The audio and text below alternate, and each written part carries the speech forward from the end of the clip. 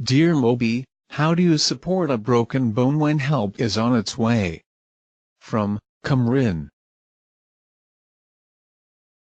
It was just a normal day on a robot farm. Moby was just riding on his horse around the fences to make sure there was no holes so no animals could get out.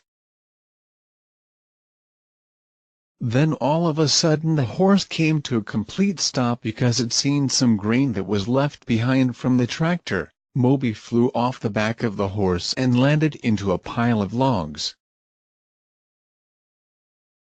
He hit the pile of logs and the logs went everywhere and he ended up falling on his arm at a fast speed. The farmer in the field noticed that Moby was sitting on the ground yelling for help and holding his arm in pain. The farmer came over and checked on Moby to make sure he was okay, but then he noticed he was holding his arm. So, the farmer took a look at it and noticed that his arm was pretty bruised and was swelling. So the farmer took Moby back to the house so he could rest his arm and get an ice pack out of the first aid box because cool objects prevent swelling, bruising and some of the pain. The farmer called 911. After he called the paramedics, he gave Moby a pillow so he could keep his arm still because moving the injury will only hurt it worse.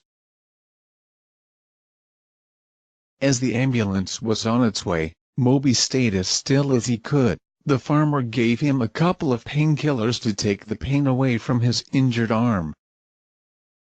Medical attention arrived and looked at Moby's arm and realized that the bones were in two different places. So the paramedics loaded Moby into the ambulance to take him to the hospital to get X-rays. They got into the hospital and checked him out and said that he had broken his forearm in half. They put a cast on his arm. They told him that the ice pack helped a lot with the injury and it would be a speedy recovery, but no more riding around until his arm is fully healed.